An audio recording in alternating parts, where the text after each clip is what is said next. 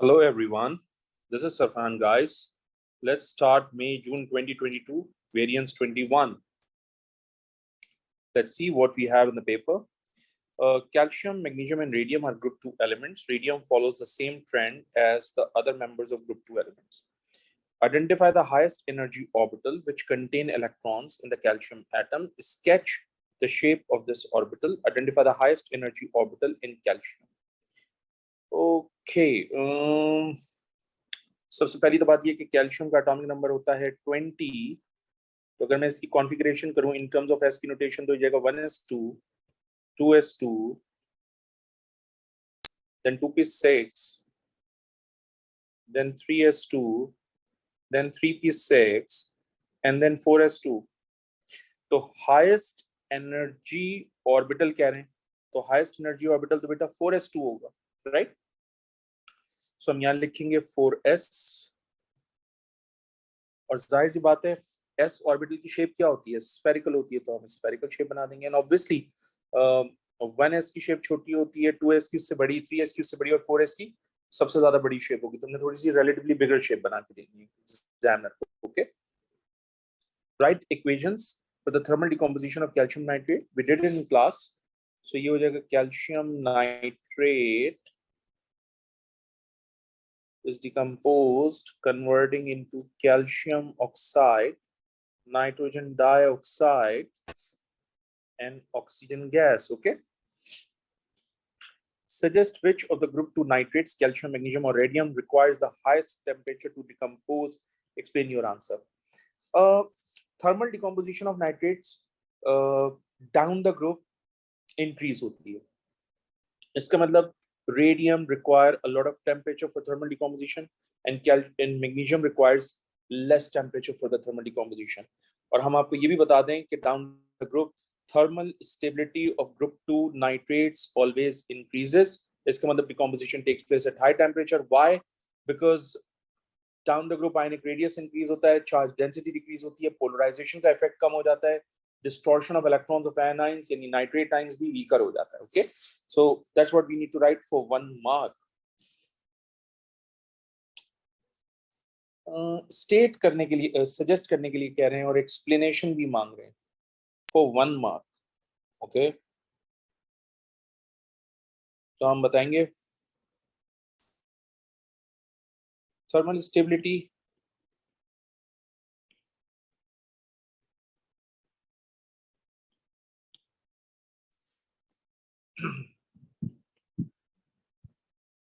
increases down the group. This means radium nitrate require that means radium nitrate decomposes at high temperature. Decomposes at high temperature. Now the question is why? वैसे 1 mark के लिए है, but मुझे marking scheme नहीं पता है, इसलिए मैं अपना आंसर कंप्लीट करूंगा। Because of less charge density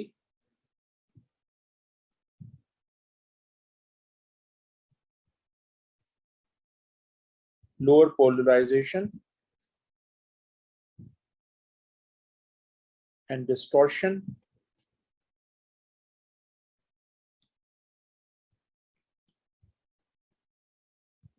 of electrons of nitrate ions.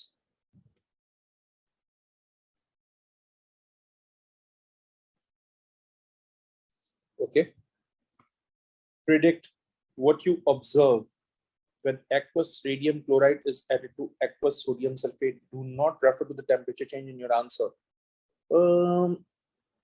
They are asking for the observation, guys. So हम कुछ इस तरह से कर लेते हैं कि हमारे पास रेडियम क्लोराइड है RaCl2 और हमारे पास सोडियम सल्फेट है Na2SO4.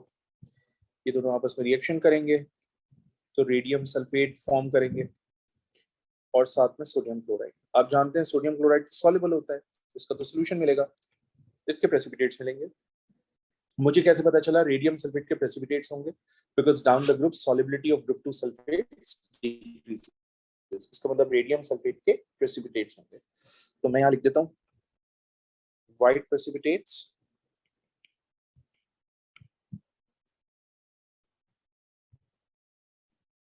Of radium sulfate. Magnesium is an isotope of magnesium. Mg is an isotope of magnesium, मतलब 25. Okay. वैसे तो AR of magnesium is 24, but यहाँ 25 ले रहे हैं, इसका मतलब isotope है। वो कह रहे हैं determine the number of protons and neutrons in an atom of this. बेटा अगर atomic number आपके पास 12 है, इसका मतलब it has 12 protons, right? Number of neutrons तो मैं 25 minus 12 करूंगा, तो मेरे पास number of neutrons आ जाएंगे 13. Okay. State the full electronic configuration of an atom of magnesium 12. इसका मतलब वो कह रहे हैं full electronic configuration, इसका मतलब in terms of sp notation लेना है मैंने, तो मैं लिखूंगा 1s2, 2s2, 2p6, 3s2. Since the atomic number of magnesium is 12, which means it has 12 protons and 12 electrons, so मैंने 12 electrons की electronic configuration की. Okay. A sample of magnesium contains 3 isotopes, Mg25, Mg26, and X. The percentage abundance of these 3 isotopes is shown in table 1.1. 25 की percentage abundance given है, along with its accurate relative atomic mass. 26 का mass accurate given है with its percentage. ये given नहीं है हमें. We need to find out this. लेकिन yes, इसकी percentage abundance given है. तो वो कह रहे हैं the relative atomic mass AR is calculated by comparing the average mass of the isotopes of an element to the unified atomic mass unit. That is the latest definition जो कि आपके book के अंदर भी आई हुई है. Unified atomic mass unit हो या relative atomic mass की definition हो, it doesn't make any sense. It doesn't make any difference because same definition है conceptually. तो हम लिखेंगे average mass of one atom of an element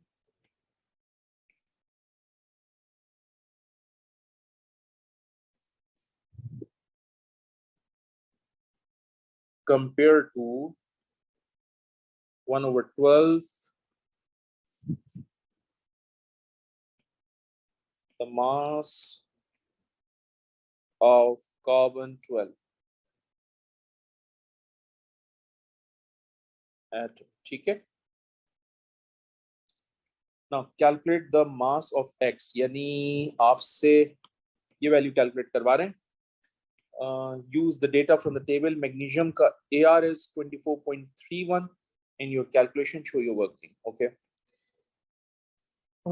तो आपको याद है हमने एक फॉर्मूला दिया था कि relative atomic mass which is 24.31 equals to mass of first isotope, जो कि हमें नहीं पता, हम X लेंगे into abundance of first isotope is 78.99 plus mass of second isotope which is 24.99 into abundance of second isotope which is 10.00 plus mass of third isotope which is 25.98 into abundance this 11.01 divided by total abundance. So मैंने आपसे कहा था कि total abundance एक मरतबा हम check कर लेते हैं, यानी हम चाहेंगे कि इन तीनों को ऐड करके एक मरतबा देख लें. 78.99 plus 10 plus 11.01, it's 100 एक्चुअली. तो मैं 100 से डिवाइड कर देता हूँ,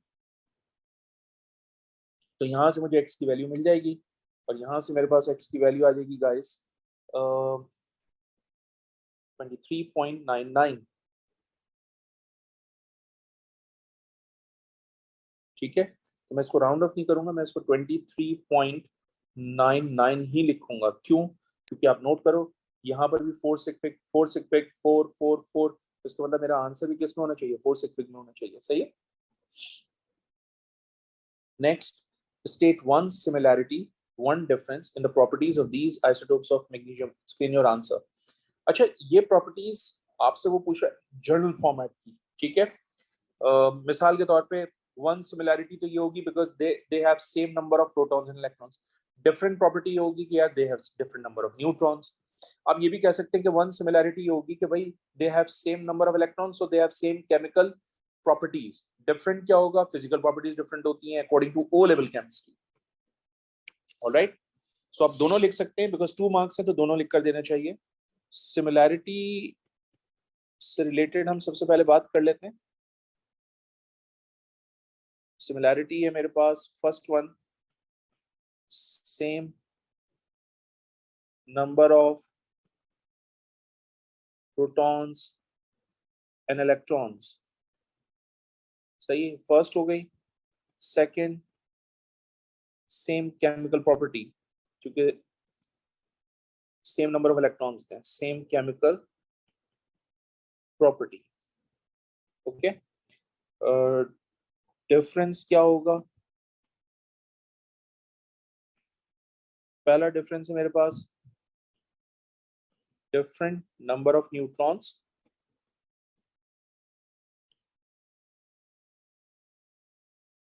और दूसरा बेटा मेरे पास है different physical properties.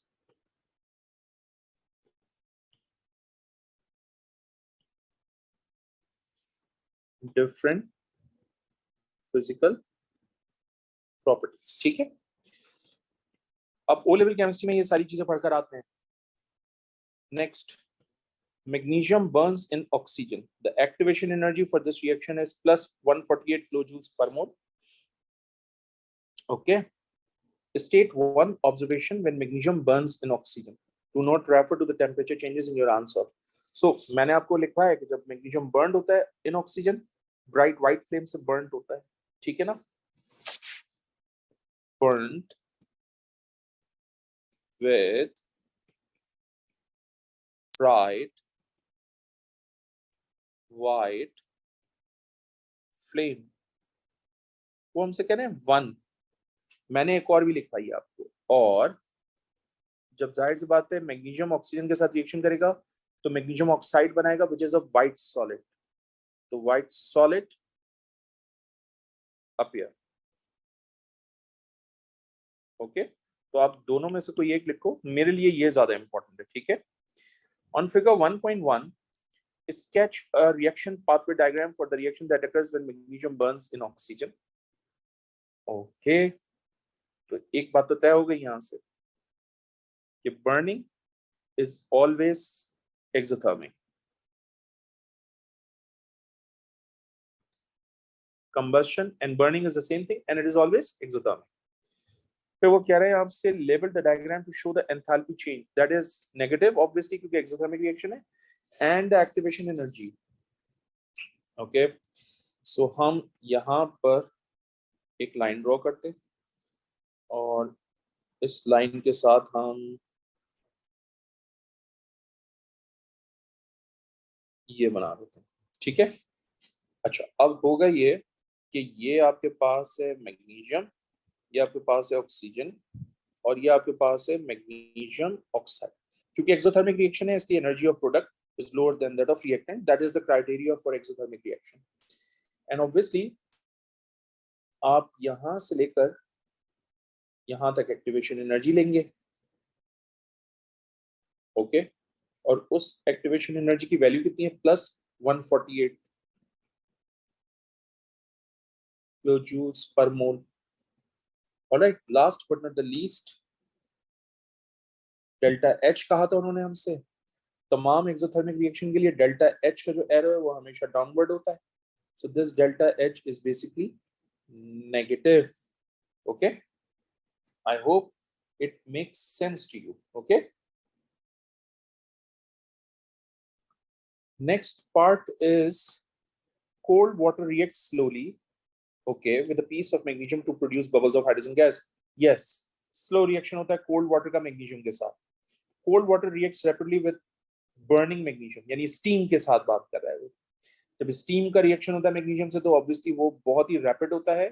It produce hydrogen gas with an explosive mixture. Okay, Or can I explain why the rate of reaction of cold water with burning magnesium is greater? Rate of reaction with cold water with burning magnesium is greater.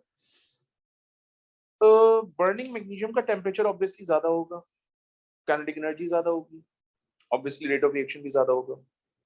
ये तो 1 mark हो गया. But second mark कौन सा लेंगे? तो मैंने कहा था कि जब भी रेट ऑफ रिएक्शन की बात हो बोल्ट्जमैन डिस्ट्रीब्यूशन को इंक्लूड करोगे because that will give you another mark always. हम उसको इंक्लूड करते हैं. हम यहाँ पर बोलेंगे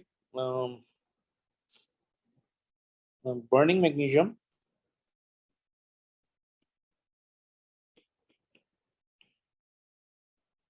has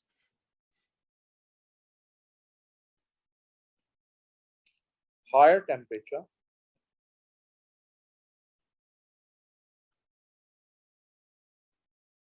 so it has higher kinetic energy.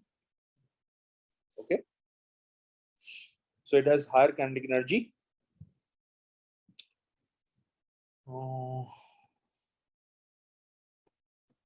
So molecules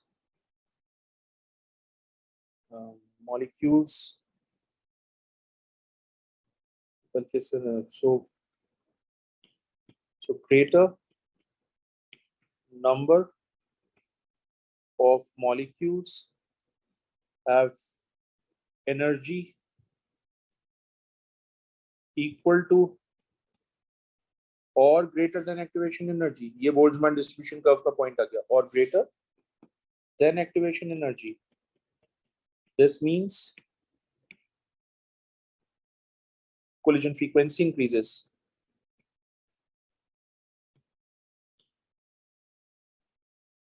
Hence rate of reaction increases. Okay.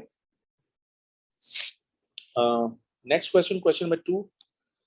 Nitrogen molecule contain 2 atoms attached to each other by a triple covalent bond. That's fine. हमने इसकी diagram आपको A1 chemistry में दी है. N triple bond N. वैसे आप O level chemistry में भी ये पढ़कर आते हैं. Describe how the triple covalent bond forms in nitrogen molecule. Refer to the orbital overlap and hybridization in your answer. मैंने आपको एक बात बताई थी कि जहां पर भी ट्रिपल कोवलेंट बॉन्ड होगा वहां हाइब्रिडाइजेशन sp. इसका मतलब nitrogen molecule has sp hybridisation. ठीक है. सो आप यहां लिखेंगे each nitrogen has sp hybridization. Okay. पहली तो बात ये हो गई.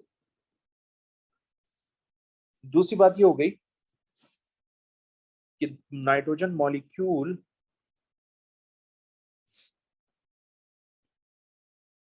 contain 1 sigma bond. Okay, and it is formed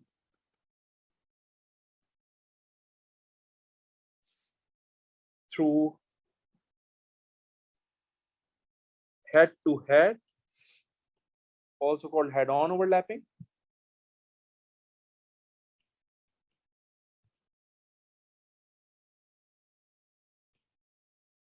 of orbitals. Okay, pi bond is formed through sidewise overlapping of orbital. Through sidewise overlapping of p orbital. तो आपको तो पता है ना p orbital के थ्रू sidewise overlapping होती है और pi bond बनता है. ओके. तो उन्होंने हमसे क्या क्या पूछा था? How triple covalent bonds forms. हमने ये एक्सप्लेन कर दिया कि भाई सिग्मा बॉन्ड कैसे बनता है, पाई बॉन्ड कैसे बनता है, और हाइब्रिडाइजेशन पूछी थी, ये एक्सप्लेन कर दिया. रेफर टू ऑर्बिटल ओवरलैप भी बता दिया. सही है. तीनों चेक्स हो गए. आगे चलते हैं. Nitrogen oxide NO2 and NO produced in internal combustion engine. Release of these gases into the atmosphere leads to the formation of photochemical smog which causes cancer. Okay, outline how nitrogen oxides are involved in the formation of photochemical smog. अच्छा, ये photochemical smog में obviously सिर्फ nitrogen dioxide और nitrogen monoxide नहीं होता. Photochemical smog के अंदर mainly unburned hydrocarbons भी होते हैं. वो अनबर्न्ड हाइड्रोकार्बन्स ऑक्साइड्स, नाइट्रोजन के ऑक्साइड्स के साथ रिएक्शन करके पर ऑक्सी एसिटाइल नाइट्रेट फॉर्म करते हैं, विच कॉजेज कैंसर। ओके, सो हम यहाँ लिखते हैं nitrogen oxides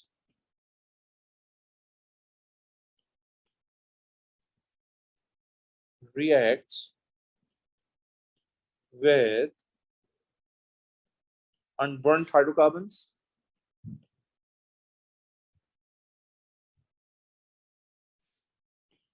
to give peroxy acetyl nitrate. और पर ऑक्सो एसिटाइल नाइट्रेट को हम शॉर्ट फॉर्म में या एग्जामिनर शॉर्ट फॉर्म में किस तरह से रिप्रेजेंट करते हैं, PAN से। ओके, फिर वो कह रहे हैं construct an equation to demonstrate how a catalytic converter reduces the amount of nitrogen oxide gases released into the atmosphere. That's what we have done. This is NO, oxides of nitrogen, reacting with carbon monoxide, converting into nitrogen gas and carbon dioxide gas. Okay, state symbols नहीं मांग रहे इसलिए हम नहीं लिख के दे रहे। आगे चलते हैं। Nitrogen is very unreactive, it is difficult to make ammonia directly from its elements, but it can be made from ammonium chloride. Identify a reagent and the conditions required to make ammonia from ammonium chloride. मैंने आपसे कहा था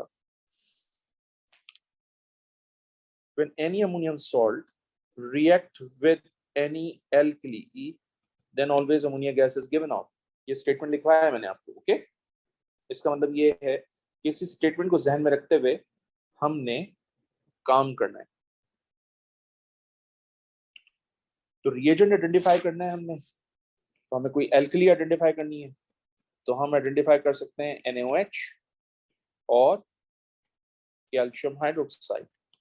okay, और obviously जब ये दोनों आपस में रिएक्शन करते हैं तो आप जानते हैं सॉल्ट एनालिसिस में भी आपने सीखा है, आप सॉल्यूशन को जेंटली वार्म करते हैं। ओके, क्योंकि वो हमसे कंडीशन भी पूछते हैं,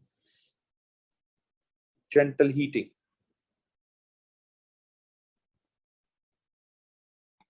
alright,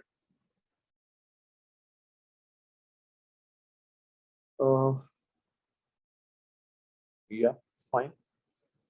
Okay. Part D. 25 cm cube of 0.1 mole per dm cube HCl is added to the beaker and its pH is recorded. Okay. Then 50 cm cube of 0.1 mole per dm cube aqueous ammonia is added to the HCl in 5 cm cube portion. Okay. दो तीन चीजें, ठीक है, पहले देख लेते question को, फिर मैं एक्सप्लेनेशन देता हूँ कि क्या कह रहा है एग्जामिनर, क्यों लिख रहा है ये सारी बातें। ठीक है, पहले देख लेते question. The pH of the mixture is monitored. Okay, तो पॉइंट आ गया मेरा कि पीएच मॉनिटर कर रहा है। ठीक है, until the ammonia is added. Okay, HCl is a strong bronzed-lowry acid. What is mean by the strong bronzed-lowry?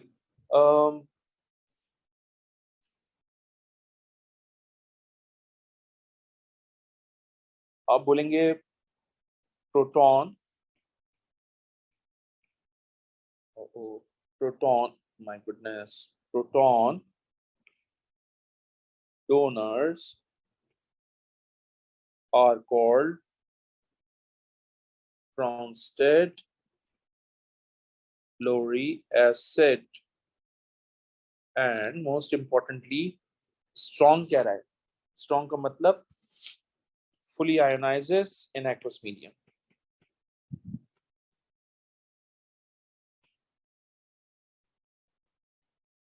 Okay, next is ammonia is a weak base. Construct an equation to show that behavior of ammonia is a weak Bronsted-Lowry base when dissolved in water. That's what we have done in the class. Ammonia थी आपके पास, हमने कहा था इसको water में place करो, क्योंकि ये वीक बेस है इसलिए ये पार्टली आयनाइज होगा, पार्टली आयनाइज होगा तो रिवर्सिबल एरो आएगा। It is converting into hydroxide ions and ammonium ions. Okay, फिर वो कह रहे हैं on figure 2.1 sketch a graph to show the change in pH which occurs when HCl is titrated with ammonia as described in D. So basically आपका titration curve आ गया, 2 marks का titration curve है। बट काम काफी ज्यादा करना पड़ेगा इसके अंदर, क्योंकि चीजें इतनी आसान नहीं होंगी। सबसे पहला काम, ग्राफ इनिशिएट होगा एक सर्टेन पीएच से, ग्राफ टर्मिनेट होगा एक सर्टेन पीएच पे। तो मुझे कैसे पता चलेगा कि किस पीएच से स्टार्ट कर रहा हूं और किस पीएच से कंप्लीट कर रहा हूं? ठीक है, चलें आइए देखते हैं। हम सब जानते हैं कि HCl जो है वो एक स्ट्रॉन्ग एसिड है, और हम सब ये जानते हैं, हमने आपको पढ़ा है कि स्ट्रॉन्ग एसिड की जो पीएच रेंज होती है वो 0, 1 एंड 2 होती है, राइट? ये याद रखिएगा, स्ट्रॉन्ग एसिड की पीएच की रेंज क्या होती है? 0, 1 एंड 2। ओके, तो इसका मतलब मैं इन तीनों में से कोई एक वैल्यू लूंगा, तो ऑब्वियसली मैं वैल्यू लूंगा 1। ठीक है, ग्राफ इनिशिएट करूंगा मैं 1 से। आप तीनों में से कोई भी एक वैल्यू ले सकते हो, मैं 1 से लूंगा, और मैं साबित कर सकता हूं कि मैं 1 से क्यों ले रहा हूं। चलिए देखिए, आप अच्छे बच्चे हैं, अंडरस्टैंड करने की कोशिश कीजिएगा। पीएच को डिटरमाइन करने का ये फॉर्मूला होता है, minus log concentration of hydrogen ion, minus log as it is रखिए, यानी माइनस लॉग बेस 10 है। जो कंसंट्रेशन HCl की है वही कंसंट्रेशन हाइड्रोजन आयन की होगी, तो आप रखिए यहाँ पर 0.1, तो यहाँ से पीएच कितनी आ जाएगी? 1। यानी एग्जामिनर ने जो एसिड की कंसंट्रेशन दी है, उस कंसंट्रेशन को यूज करके मैं पीएच कितनी डिटरमाइन कर रहा हूँ? 1। सही है, तो इस कंसंट्रेशन के थ्रू पीएच 1 आ रही है, तो मैं 1 लूंगा। ठीक है, ऑलराइट। लेकिन फिर कह रहा हूँ कि आप इन तीनों में से कोई भी वैल्यू यूज कर सकते हैं, एग्जामिनर कोई भी वैल्यू लेंगे, मार्क्स दे देंगे आपको, डिडक्ट नहीं करेंगे। ऐसा नहीं होगा कि सरफरान ने 1 लिए, आप 0 ले रहे हैं तो गलत कर देगा, नहीं, या आप 2 ले रहे हैं तो गलत कर देगा, नहीं, वो उसमें भी मार्क्स दे देगा। ठीक है, लेकिन मैंने टेक्निकल एरिया समझाया आपको कि वाई 1, मैं क्यों 1 को ऑप्ट कर रहा हूँ, क्योंकि उसकी कंसंट्रेशन 0.1 मोल पर डीएम क्यूब HCl की, तो उसकी पीएच 1 आएगी हमारे पास। Okay, I hope it makes sense to you. Alright, अच्छा, दूसरी बात ये कि ये जो आपके पास HCl है, ये बेसिकली कॉनिकल फ्लास्क के अंदर है।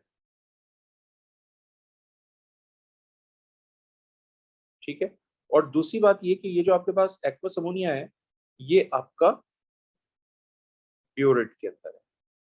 पता कैसे चला भाई ये ब्यूरेट के अंदर है? क्योंकि आप ब्यूरेट से 5 CM3 पोर्शंस को इंट्रोड्यूस कर रहे हो इनटू द कॉनिकल फ्लास्क। एक और बात, अमोनिया क्या है आपके पास? वीक एल्कली, और वीक एल्कली की पीएच रेंज क्या होती है?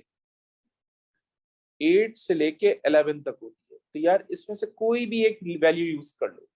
सो मैं गाइस यूज करूंगा, मतलब मैंने रेंज दिया ना, तो मैं इस रेंज को हटा देता हूं ताकि मैं बता दूं कि मैं क्या यूज करूंगा। 8 भी ले सकते हो, 9 भी ले सकते हो, 10 भी ले सकते हो, 11 भी ले सकते हो। चारों में से कोई भी वैल्यू लोगे, एग्जामिनर मार्क्स देगा उस पर। तो ठीक है, जैसे मैंने HCl के लिए पीएच का फॉर्मूला अप्लाई करके तुम्हें पीएच कंफर्म करके दी, मैं इसका इसके ऊपर फॉर्मूला अप्लाई कर नहीं सकता हूँ। ओके, बहुत मुश्किल होगा मेरे लिए A1 स्टैंडर्ड पे फॉर्मूला अप्लाई करके प्रूफ करके देना कि इसकी पीएच क्या होगी। लेकिन जब आप A2 में जाएंगे, ऑब्वियसली ये हम प्रूफ करके दे देंगे आपको कि पीएच क्या होनी चाहिए। लेकिन मैं पीएच ले रहा हूं तकरीबन 9 ले रहा हूं। ठीक है, ऑलराइट, मैं 9 ले रहा हूं। सो मुझे ग्राफ इनिशिएट, अच्छा, ये तो पता चल गया कि ग्राफ इनिशिएट कहां से हो रहा है? 1 से। ग्राफ टर्मिनेट किस पे हो रहा है? 9 पे। तो पॉइंट इज कि ग्राफ का एक वर्टिकल लाइन होती है जिसको मैंने वर्टिकल सेक्शन का नाम दिया, वो किस वॉल्यूम के ऊपर होगा? Because that volume is basically the volume of end point and which we need to find out. So तुम नोट करो बहुत समझदारी से। हम थोड़ी सी जगह बना लेते हैं यहाँ पर, हम इसको क्या लिखते हैं, यहाँ कर देते हैं। ठीक है, जरा गौर से सुनिएगा बात। आपके पास देखिएगा जरा, आपके पास एसिड है 25 CM3 और आपके पास एल्कली है 50 CM3। तो अगर कॉनिकल फ्लास्क में 25 CM3 एसिड है, तो ऑब्वियसली इस एल्कली में से 25 CM3 यूज हो जाएगा ताकि वो इसको न्यूट्रलाइज कर दे। तो 25 CM3 is basically the volume of end point. Okay, तो हमने ये भी डिटरमिन कर लिया कि वॉल्यूम ऑफ एंड पॉइंट क्या होगा। हम यहाँ लिखेंगे 25 CM3 of alkali out of 50 CMQ is required to neutralize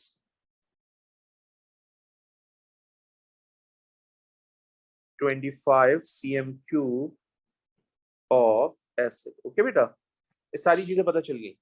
यानी मुझे पता चल गया initial pH, termination pH and volume of end point. अब मैं इसको एग्जीक्यूट करता हूं। तरीका मैंने समझाया था आपको, अगर आपको याद हो, कि भाई 7 पे एक लाइन ड्रॉ करो। ठीक है, इस लाइन को थोड़ा सा तमीज से बना देते हैं। ये बन गई लाइन। ठीक है, और इस 25 CMQ के ऊपर एक डॉट लगाओ। ओके, अब हम सब जानते हैं कि ये आपका स्ट्रॉन्ग एसिड है,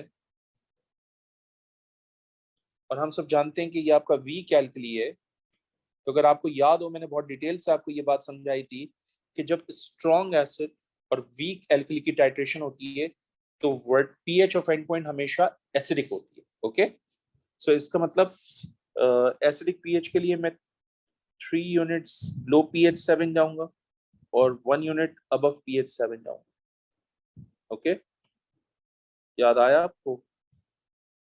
ठीक, सही है। तो हम ये पॉइंट भी लिख देते हैं कि हम ऐसा क्यों कर रहे हैं।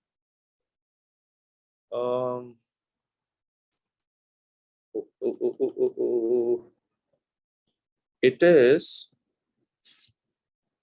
is a weak alkali and strong acid titration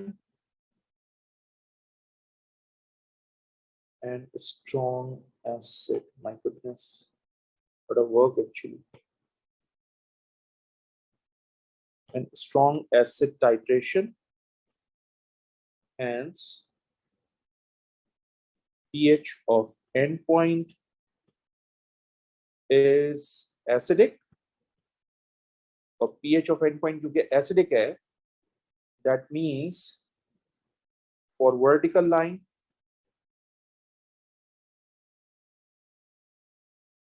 यानी मैं इस वर्टिकल लाइन की बात कर रहा हूँ, for vertical line 3 units low pH 7 and 1 unit above pH 7. Okay, और जरूरी नहीं है कि 3 और 1 का रेशो हो, 3 यूनिट अबव लें 1 यूनिट लो लें। भाई आप इसको अनसिमेट्रिकल रखने के लिए 2 और 1 का रेशो, ये 2 यूनिट्स ये 1 यूनिट भी ले सकते हो। चलें अब कंप्लीट करते हैं। ग्राफ 1 से स्टार्ट होगा, ये 0 है तो जाहिर सी बात है ये आ गया आपके पास 1, और ग्राफ टर्मिनेट होगा बेटा 9 पे, ये है 8 और ये 9, तो ये 9 तो कम है, तो मैंने ये वर्टिकल सेक्शन तो ऑलमोस्ट 9 पे कर दिया है, तो मैं इसको 10 ले लूं फिर। ओके, 10 ले लेते हैं फिर इसको यार, तो इशू अगर हम 10 ले रहे हैं तो 10 ले लेते हैं। ठीक है, चलें 7 8 9 10 इस पे जाके खत्म कर देते हैं। ठीक है,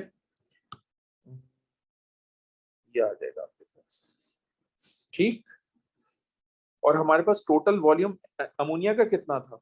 50 CM³ था, ऐसा ही है ना? तो मैं ग्राफ भी 50 पे जाके ही खत्म करूंगा।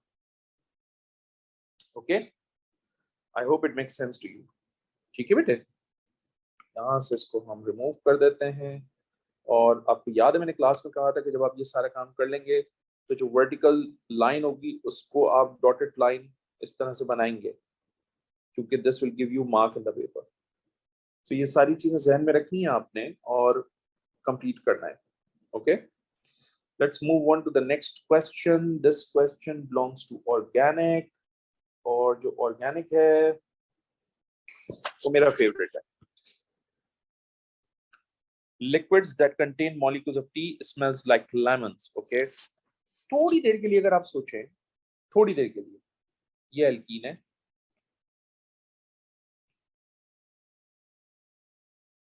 थोड़ी देर के लिए अगर आप सोचें तो बहुत से बच्चों को ये कीटोन लगेगा, लेकिन मैंने आपको क्लास में समझाया कि इसको हम कीटोन नहीं कहते, इसको हम एल्डिहाइड कहते हैं।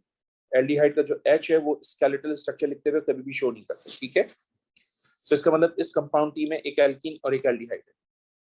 वो कह रहे हैं आपसे molecules of T exist as a pair of stereoisomers. Name the type of isomerism shown by molecule of T. Explain your answer.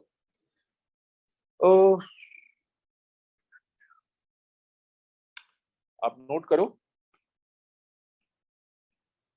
this carbon atom is going to be the chiral carbon atom. इसका मतलब this molecule of T exhibit optical isomerism. Okay, तो हम लिखेंगे T exhibits optical isomerism. तो मैंने basically यहाँ पर नाम बता दिया, मुझे अब एक्सप्लेन करना है। तो क्यों ऑप्टिकल आइसोमेरिज्म है? बिकॉज उसमें कायरल कार्बन है, because it has chiral carbon, और जो कायरल कार्बन है वो 4 डिफरेंट ग्रुप्स के साथ अटैच है, which is attached with 4 different groups.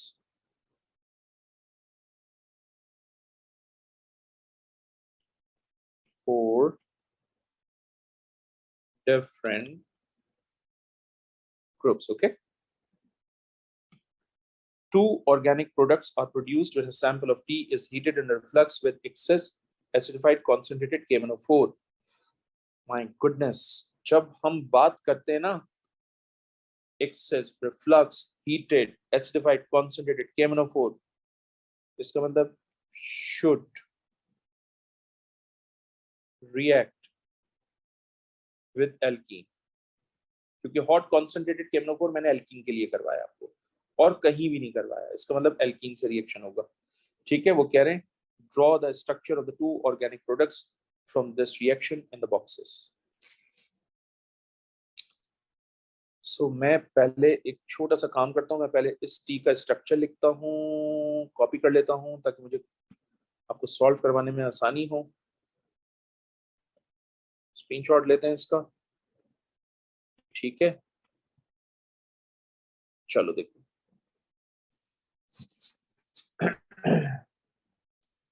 आपको अगर याद हो मैंने आपसे ये कहा था कि जब भी हॉट कॉन्सेंट्रेटेड KMnO4 से रिलेटेड डिस्कशन करे examiner, first of all you need to identify the CH। ये CH नहीं है, मतलब ये aldehyde, double bonded CH, double bonded alkene का CH, तो ये एल्डिहाइड है, इसको तो मैं लूंगा नहीं। ये CH हो गया, इसका मतलब this will turn to COOH, conversion बता दी। फिर मैंने कहा था डबल बॉन्डेड C आइडेंटिफाई करो, तो this is going to be your double bonded C, इसका मतलब this will turn to ketone, that is CO। और मैंने आपको ये भी समझाया कि जब रिएक्शन होता है ऑब्वियसली बेटा बॉन्ड यहां से ब्रेक हो जाता है। तो अब हम प्रोडक्ट्स बना के दिखाते हैं आपको, अब हम प्रोडक्ट्स बना के दिखाते हैं। ये CH3 है, लिखूंगा मैं,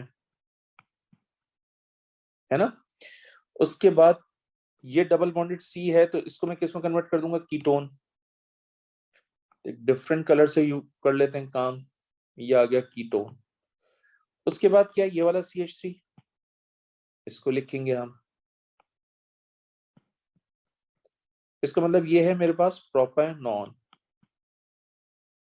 ओके, तो मेरी पहली ऑर्गेनिक प्रोडक्ट हो गई प्रोपेनॉन। अच्छा, मैंने आंसर देना है स्केलेटल फॉर्म में, उसकी वजह यह है कि आपको एग्जामिनर ने स्ट्रक्चर किस फॉर्म में दिया हुआ था, किधर गया, उप्स, एग्जामिनर ने आपको स्ट्रक्चर स्केलेटल दिया था, इसका मतलब कहां गया, इसका मतलब आंसर स्केलेटल ही में जाएगा, सही है।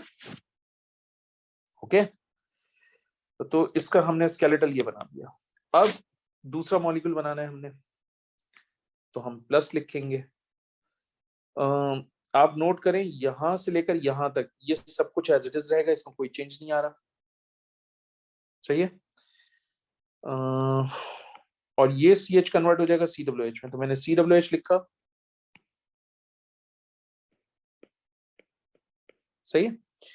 उसके बाद CH2 CH2 CH CH3, तो ये हो जाएगा CH2, फिर है CH2, फिर है CH, फिर है CH3, फिर क्या आएगा CH2, राइट।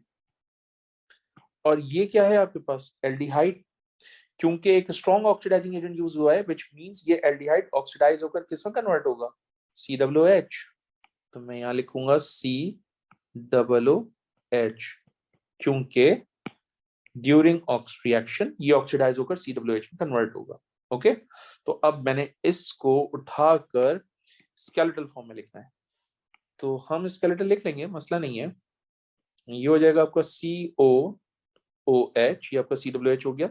उसके बाद आपके पास दो CH2 है, this is first one, this is second one. फिर आपके पास CH है, CH के साथ एक CH3 है, फिर आपके पास CH2 है, और फिर आपके पास अगेन COOH है। तो ये COOH इस तरह से आएगा। I hope it makes sense to you. ठीक है, अगर आपसे ये नहीं बनाए जा रहे तो भाई आप ये लिख कर दे दीजिए एग्जामिनर को, क्योंकि उसने यहाँ पर लिखा है स्ट्रक्चर्स। ठीक है, तो वो ये भी एक्सेप्ट कर लेगा आपके आंसर, ये भी कर लेगा एक्सेप्ट, बशर्ते कि आप ठीक लिखें। Okay, next is figure shows two reactions of T. Okay okay okay, वो कह रहे हैं identify a suitable reagent for reaction 1। Reaction 1 में क्या हो रहा है, ये alkene as it is. In fact reaction 1 में हो ये रहा है कि ये पूरा एल्डिहाइड प्राइमरी अल्कोहल में कन्वर्ट हो गया। तो एल्डिहाइड अगर प्राइमरी अल्कोहल में कन्वर्ट कर रहे हैं आप, तो इसका मतलब रिडक्शन कर रहे हैं, और वन स्टेप रिडक्शन हो रही है। तो जब भी वन स्टेप रिडक्शन होती है, मैंने क्लास में बताया, सोडियम बोरोहाइड्राइड यानी वीक रिड्यूसिंग एजेंट यूज करोगे। ओके, कुछ बच्चे कहते हैं sir can use lithium aluminium hydride, तो मैंने क्लास में कहा था yes you can use lithium aluminium hydride भी, लेकिन प्रायोरिटी किसको दोगे, सोडियम बोरोहाइड्राइड, बिकॉज उसका वन स्टेप रिडक्शन हो रही है। ओके, आगे चलते हैं। Guys you have to be careful इस रिएक्शन। अच्छा, वो कह रहे हैं identify the reagents and conditions needed for reaction 2। अब रिएक्शन 2 में दो प्रोडक्ट्स बनी है, बहुत बहुत समझदारी से सुनिएगा। ये एल्डिहाइड एज इट इज है दोनों प्रोडक्ट्स में, यानी रिएक्शन एल्डिहाइड पे नहीं हो रहा। आप नोट करें यहाँ पर एल्कीन है, लेकिन यहाँ पर एल्कीन नहीं है, इसका मतलब रिएक्शन एल्कीन में हो रहा है। अच्छा, आप एक बात और नोट करें, आपने OH इस कार्बन के साथ अटैच किया, तो ऑब्वियसली H इस कार्बन के साथ अटैच हुआ होगा, राइट, तभी तो ये प्रोडक्ट मिली आपको। इसका मतलब आप रिएक्शन किससे करवा रहे हैं, स्टीम से। तो एल्कीन को स्टीम से रिएक्शन करवा रहा हूं, सही है। तो रिएजेंट क्या होगा भाई, स्टीम। ओके, और स्टीम को रिएक्शन करने के लिए कितना टेम्परेचर चाहिए, 300, और H3PO4 क्या चाहिए, कैटलिस्ट, और प्रेशर कितना चाहिए, 70 ATM। ओके,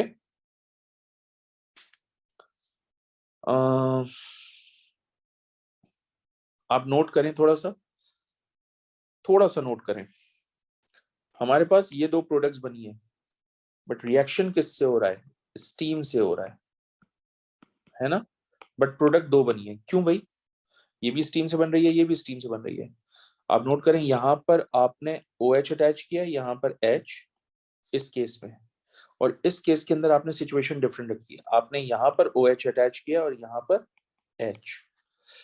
सही है, तो इसका मतलब इसमें से एक प्रोडक्ट मेजर है और एक प्रोडक्ट माइनर है। इसका मतलब ये एक अनसिमेट्रिकल एल्कीन है। आप एक अनसिमेट्रिकल रिएजेंट से जब रिएक्शन करवाते हैं तो मार्कोनी-कोफ रूल अप्लाई होता है, जिसके नतीजे में एक मेजर प्रोडक्ट आएगी, एक माइनर प्रोडक्ट आएगी, एंड ऑब्वियसली ये आपकी मेजर प्रोडक्ट होगी और ये आपकी माइनर प्रोडक्ट होगी, ये बात याद रखिएगा। ठीक है, बिकॉज ये एक अनसिमेट्रिकल एल्कीन है, ये एक अनसिमेट्रिकल रिएजेंट से रिएक्शन करेगा, मार्कोनी-कोफ रूल अप्लाई करेगा, ये आपकी मेजर, ये आपकी माइनर। तो वो आपसे क्वेश्चन कर रहे हैं, suggest which product form in reaction 2 has a higher yield, यानी मेजर प्रोडक्ट कौन सी होगी, एक्सप्लेन योर आंसर। चलिए फिर दोबारा से हम काम करते हैं इस टी के लिए, हम इस टी के लिए काम करते हैं। ठीक है,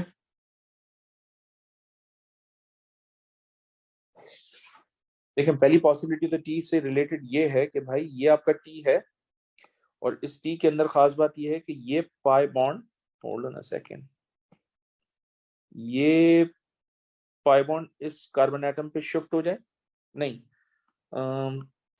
ये पाई बॉन्ड इस कार्बन एटम के ऊपर शिफ्ट हो जाए। जब पाई बॉन्ड इस कार्बन एटम के ऊपर शिफ्ट होगा तो ऑब्वियसली बेटा आपके पास सिचुएशन ये बनेगी, पहले मैं लिख दूं,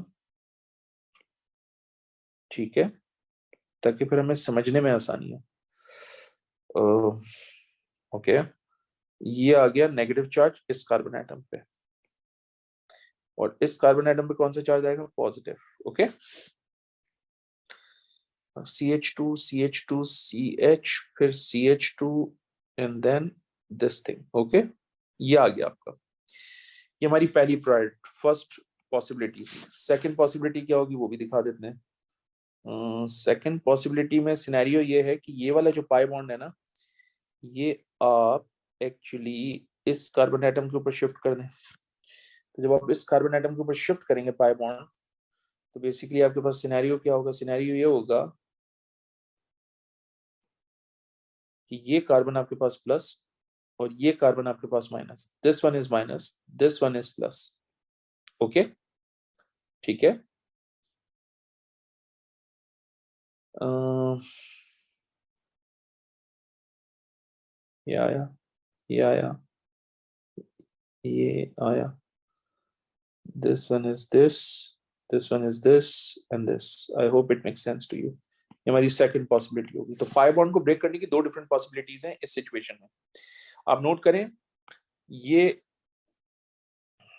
1 2 3, आप नोट करें ये कार्बन के साथ कोई भी हाइड्रोजन नहीं है, क्योंकि ये भी अल्काइल ग्रुप है, ये भी अल्काइल ग्रुप है और ये भी अल्काइल ग्रुप है।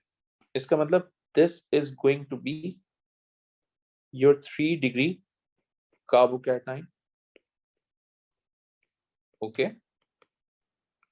और आप नोट करें ये, इसके पास एक हाइड्रोजन है आई बिलीव, ठीक है, तो इसका मतलब ये सेकेंडरी कार्बोकैटाइन होगा, क्योंकि फर्स्ट बॉन्ड, सेकंड बॉन्ड, ये थर्ड बॉन्ड और एक प्लस चार्ज है, तो ये CH हो गया, एक हाइड्रोजन है, तो इसका मतलब ये सेकेंडरी कार्बोकैटाइन हो गया, 2 डिग्री कार्बोकैटाइन। और आप जानते हैं, हमने पढ़ाया है आपको कि because of positive inductive effect of alkyl groups, because of positive inductive effect of electron donating alkyl group, electron donating alkyl group, 3 degree carbocation, that is tertiary carbocation, is more stable than secondary carbocation, is more stable than secondary carbocation. So according to Markovnikov rule, reaction जो है वो stable root को follow करेगा, यानी वो 1 degree first priority 3 degree carbocation के root को follow करेगा। तो 3 डिग्री कार्बोकैटाइन से बनने वाली जो प्रोडक्ट होगी वो स्टेबल प्रोडक्ट होगी, ज्यादा प्रोडक्ट होगी, मेजर प्रोडक्ट होगी। इसका मतलब this is going to be the major product, इसकी यील्ड हायर होगी, and this is going to be the minor product, इसकी यील्ड कम होगी, क्योंकि ये फॉलो कर रहा है मार्कोनिकोव रूल,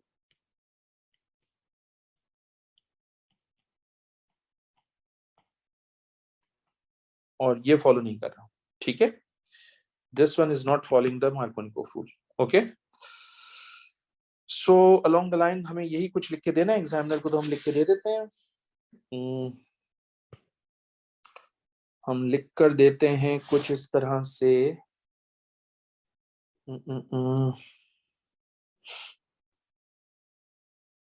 हम लिख के देंगे कि Q is product Q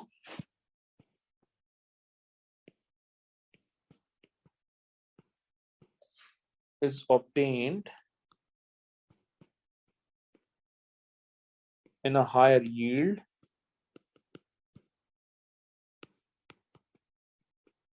because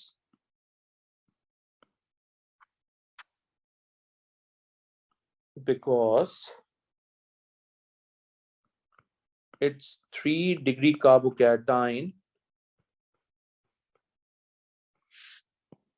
due to positive inductive effect of electron donating alkyl group. 3-degree carbocation are more stable.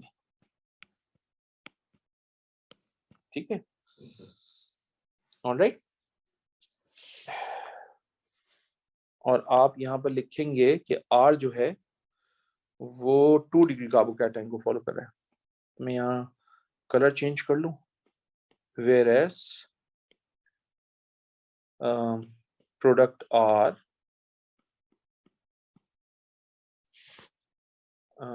follows 2-degree carbocation,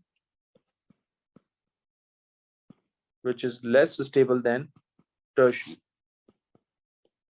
which is less stable than tertiary। ठीक है, एक minute, थोड़ा सा अरेंज कर देते हैं आपको, इसको थोड़ा सा नीचे लिया है। ठीक है, चलो, okay. My goodness, for 3 marks we need to cover a lot. और आप देखें, ये आपके ज़हन में होना चाहिए, ये लिखने का इतना टाइम नहीं होगा, आपको तो आंसर देना है directly. Okay, D part, let's talk about D part. वो कह रहे हैं separate samples of Q and R are added to separate test tubes containing acidified potassium dichromate 6 and heated. Predict the observations for each test tube. Explain your answer in terms of the functional group present in Q and R.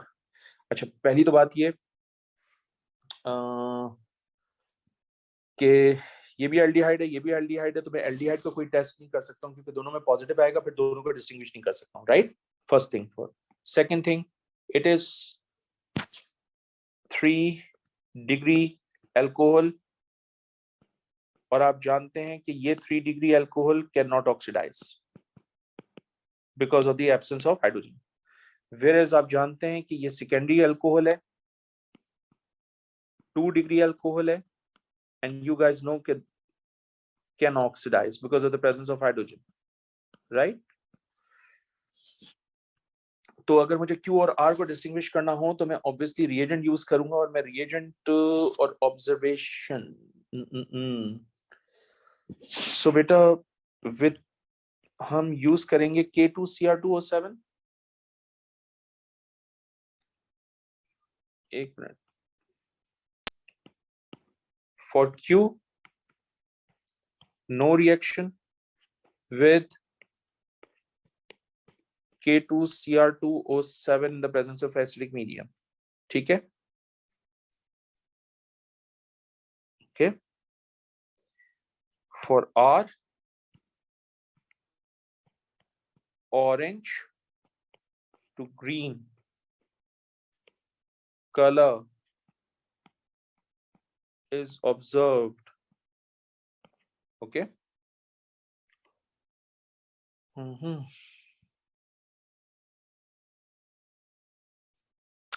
और आप ये भी लिखेंगे aldehyde in both Q and R gave same observation with tolerance reagent, so we cannot use। ठीक है, आगे चलते हैं। When PCl5 is added separate sample of Q and R at room temperature, both react vigorously। Complete the equation to describe the reaction that occurs when R reacts with PCl5। मैंने आपसे कहा था OH हटा दीजिए, उसकी जगह पे chlorine लगाइए, बाकी पूरा स्ट्रक्चर एज इट इज रहेगा, उसमें कोई चेंजेस नहीं है, ओके। और जाहिर सी बात है कंप्लीट द इक्वेशन कह रहा है, तो इसका मतलब मैं यहाँ से HCl के मिस्टी फ्यूम्स भी बताऊंगा, और मैं यहाँ से POCl3 भी लिखूंगा। सो हम इसको थोड़ा सा यहाँ कर लेते हैं ताकि अरेंज हो जाए। ये आ गया, और इसको हम थोड़ा सा यहाँ कर देते हैं तो ये आ गया, और इसको हम थोड़ा सा यहाँ कर देते हैं तो ये आ गया, और इसको हम यहाँ ले जाते हैं तो ये एक इक्वेशन की फॉर्म में आ गया आपके पास। सही है, ये that's your proper equation. I hope you understand this. Okay, suggest why samples of Q and R must be dried before PCl5 is added. Include a relevant equation to support your answer. That's important. मुझे क्या चाहिए? Equation. सही है, और मुझे क्या चाहिए? Y. ठीक है। हम सब जानते हैं कि PCl5 can easily hydrolyze with water. So to prevent that hydrolysis, we need to dry it. All right, that's easy. तो हम यहाँ लिखेंगे कि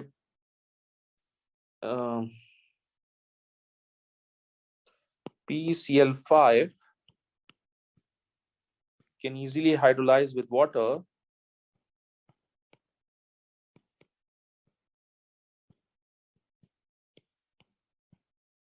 okay,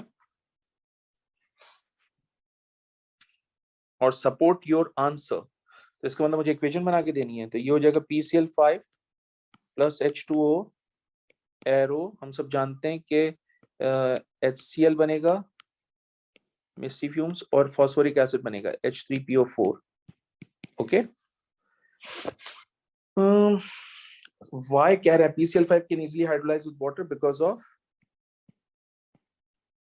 empty d orbital. Reason दे दी मैंने कि ये पता होनी चाहिए बच्चों को बात, because of presence of empty d orbital. Okay, now I am मुतमईन कि हाँ जी क्वेश्चन हो गया। That's a very long question guys, 17 marks. Question number 3, let's move on to the next question, that is question number 4। Compound V is a liquid. Important बात है कि ये लिक्विड है, ठीक है। V contains 77.2% carbon, 11.4% hydrogen, and 11.4% oxygen by mass. V has a relative molecular mass of 280. Calculate the molecular formula of V. Show your working. 3 marks का part है, इसके मतलब कम से कम 3 steps तो होने चाहिए। Let's do this. कार्बन का है 77.2, इसको डिवाइड करेंगे 12 से। फिर है हाइड्रोजन, हाइड्रोजन हमारे पास 11.4, इसको डिवाइड करेंगे हम 1 से।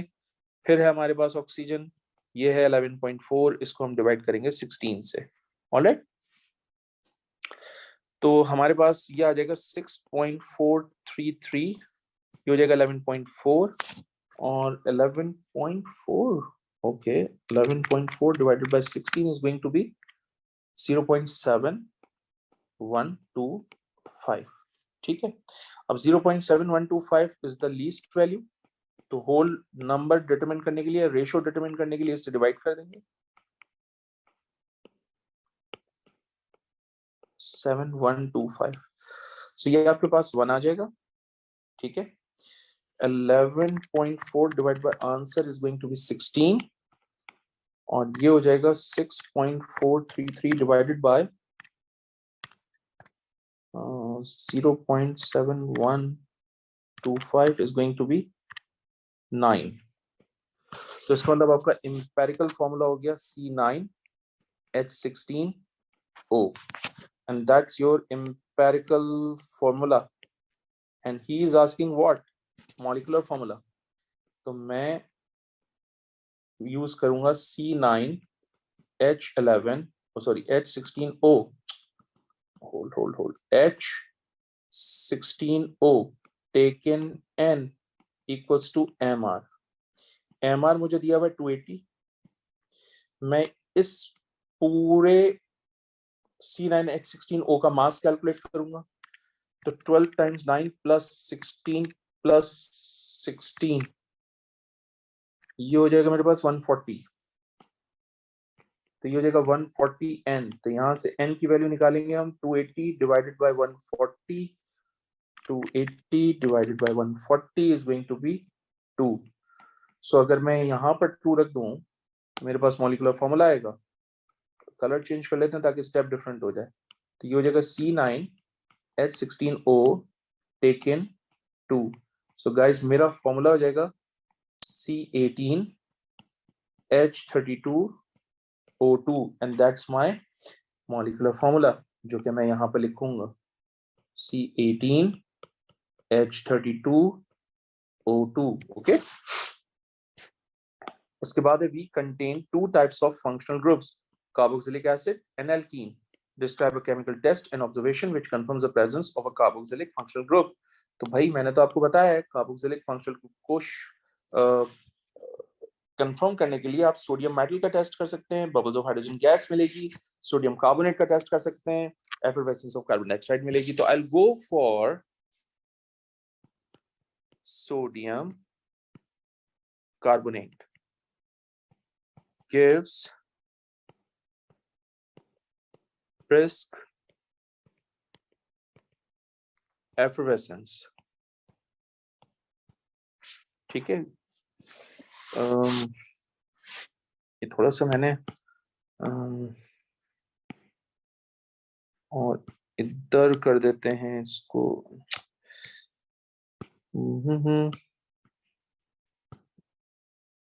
यहाँ लिख देते हैं add sodium carbonate, so gives brisk effervescence, with V. ठीक है, फिर वो कह रहे हैं आपसे 3.16 gram sample of bromine reacts completely with 2.80 gram of V. Calculate how many alkene functional groups are present in 1 molecule of V. Show your working. 1 mark का है.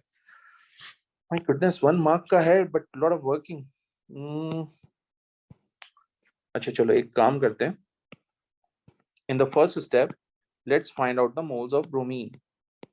ये है आपके पास 3.196. इसको मैं डिवाइड कर देता हूँ ब्रोमीन के MR से, which is 159.8. सही है, 79.9 होता है तो वो 159.8 होगा. तो 3.196 divided by 159.8 is going to be 0.02 moles. सही. सिमिलरली मैं यहाँ से मोल्स ऑफ V कैलकुलेट कर सकता हूँ. मुझे मास गिवन है 2.800 और उसका MR गिवन है ऊपर, वो गिवन था जनाब 280. तो 2.8 divided by 280 is going to be 0.01 moles. Now in the third step, मेरे पास V है और मेरे पास ब्रोमीन है. ये है मेरे पास 0.01 और ये है मेरे पास 0.02. लीस्ट वैल्यू से डिवाइड कर दीजिए in order to get the simplest ratio. तो ये डिवाइड हो जाएगा, तो ये हो जाएगा 1, ये हो जाएगा 2. इसका मतलब 1 mole of V, 1 mole of V required 2 moles of bromine. और 2 moles of bromine का मतलब हुआ कि आपके पास इस कंपाउंड B में 2 डबल बॉन्ड है बिटवीन द कार्बन एटम, इसलिए 2 moles of bromine आ रहे हैं आपके पास. तो आप यहाँ पर क्या लिखेंगे 2. सही है. Number of alkene functional groups 2. Okay, next is WXY have the same molecular formula C5H10O. WXY are added separately to different reagents. Observations for these reactions are described in this. Okay, 2,4-DNPH जब हमने W के साथ treat करवाया reaction हुआ, X के साथ भी reaction हो रहा है, Y के साथ भी रिएक्शन हो रहा है. इसका मतलब WXY इन तीनों में या तो एल्डिहाइड होगा या कीटोन होगा या दोनों भी हो सकते हैं. यानी इसके अंदर एल्डिहाइड कीटोन भी हो सकता है, इसमें भी एल्डिहाइड कीटोन, इसमें भी एल्डिहाइड कीटोन, या सिर्फ एल्डिहाइड या सिर्फ कीटोन. मतलब इन तीनों में कार्बोनाइल ग्रुप है. ठीक. सो वो पूछ रहे हैं WX and Y each contain a common functional groups. Name the functional group that is present in all 3 compounds. तो भाई ये तीनों में टेस्ट पॉजिटिव आ रहा है, इसका मतलब carbonyl. Alright.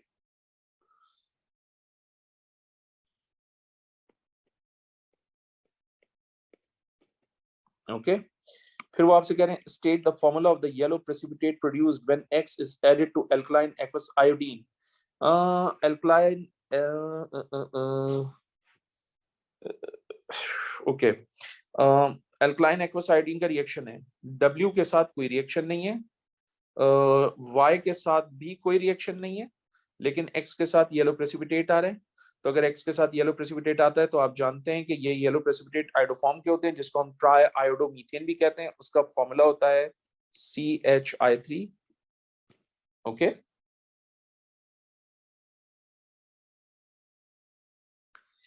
next is W could be one of 4 structural isomers. Draw the skeletal formulae for 2 possible structural isomers of W. Describe the type of structural isomerism shown. Okay, W. तो मुझे ये पता चल गया कि इस W के अंदर, एक मिनट, इस W के अंदर कार्बोनाइल है, ठीक है। इस W के अंदर CH3CO ग्रुप भी हो सकता है, क्योंकि आयोडोफॉर्म का टेस्ट पॉजिटिव आया। नहीं, नहीं हो सकता, क्योंकि नो चेंज कह रहा है। लेकिन फेलिंग रिएजेंट का टेस्ट पॉजिटिव है, इसका मतलब ये एल्डिहाइड होगा, ठीक है। ओके, तो 5 कार्बन का एल्डिहाइड है ये। ओके, तो 5 कार्बन का aldehyde, CH3 CH2 CH2 CH2 1 2 3 4 and this one CHO। Okay, ये मेरा पहला हो गया आपके पास। दूसरा ऑब्वियसली हाइड्रोकार्बन चेन है, चेन आइसोमेरिज्म होगा, तो ये हो जाएगा CH3 CH CH3 CH2 CHO। Okay, फिर ये CH2 यहाँ शिफ्ट होकर आएगा तो CH3 में कन्वर्ट होगा। क्लास में समझाई ये सारी चीजें। तो ये हो जाएगा CH3 CH3। Okay, now this CH2 and H दोनों मिलकर क्या बनाएंगे? CH3, ये लिखा आपने, और ये CHO। कितने आइसोमर्स कह रहे थे वो? 4 स्ट्रक्चरल आइसोमर्स कह रहे थे, 3 बना दिए मैंने, 4 देखो। ये भी तो पॉसिबिलिटी है कि ये वाला CH3 इस कार्बन पे शिफ्ट हो जाए, तो ये हो जाएगा CH3 CH2 CH, this is CH3 and this is CHO। okay,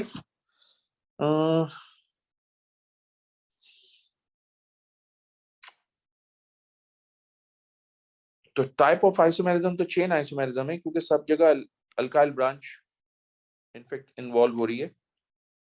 वो आपसे कह रहे हैं कि स्केलेटल फॉर्मूला बनाओ किसी भी दो का, तो यार हमारे लिए ये दोनों बहुत आसान है, सही है ना, सबसे आसान।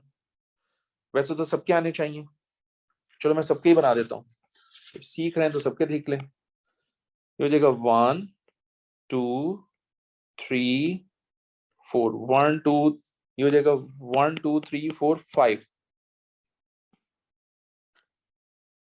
ये हो गया आपको, सही है, 1 2 3 4 5, ठीक है। अब इससे रिलेटेड देखो, ये हो जाएगा आपके पास CH3 CH CH2, ये हो जाएगा CHO। ओके, ये हो जाएगा CH3 CH CH3 CH2 CHO। Okay, फिर उसके बाद ये है आपके पास, इससे रिलेटेड तो बहुत ही इंटरेस्टिंग होगा। एक कार्बन के साथ 3 वो लगे हुए हैं आपके पास, ये हो जाएगा CHO, ठीक है। और इसके पास होगा CH3 CH2, ये CH, ये CH3 और ये O, ठीक। तो अब इन चारों में से कोई एक लिख दीजिए। मेरे लिए तो ये बहुत आसान है और ये बहुत आसान है बेटा, ठीक है। तो मैं ये लिख के दे रहा हूँ आपको, CH3 CH2, this one this one this one, ये आ गया, और ये लिख,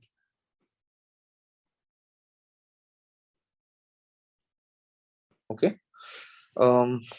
Let's move on to the next part that belongs to mass spectrometry, shows the mass spectrum of ketone Z। Okay, use the information in figure 5.1 to suggest the formulae of the fragments with M by Z value of 29 and 57, deduce the identity of Z। Identity of Z आपका ketone है, okay.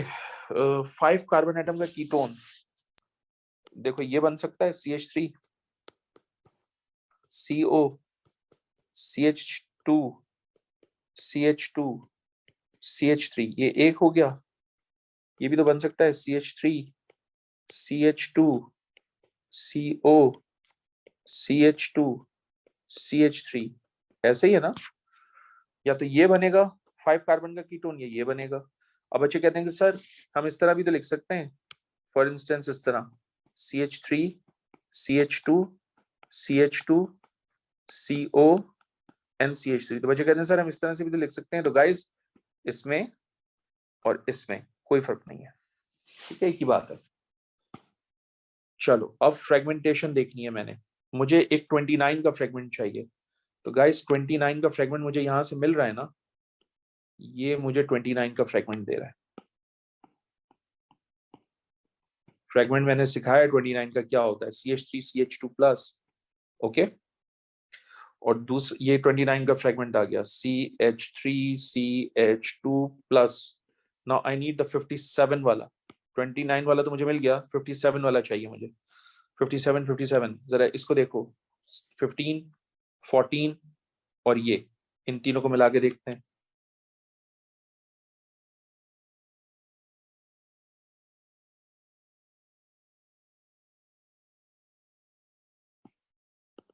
Fragment, ये मेरा यहां से एक fragment आ गया, that is CH3 CH2 CO plus, okay. और ये मेरा फ्रेगमेंट कितना आ रहा है 57 का, तो ये मैं उठा के लिख दूंगा CH3 CH2 CO plus, right. तो आइडेंटिटी ऑफ Z क्या हो जाएगा, CH3 CH2 CO CH2 and then CH3। तो बच्चे का क्वेश्चन, सर ये क्यों नहीं हो सकता आंसर, क्योंकि बेटा यहां से देखते जाइएगा, मुझे 15 भी मिल रहा है, यहां से मुझे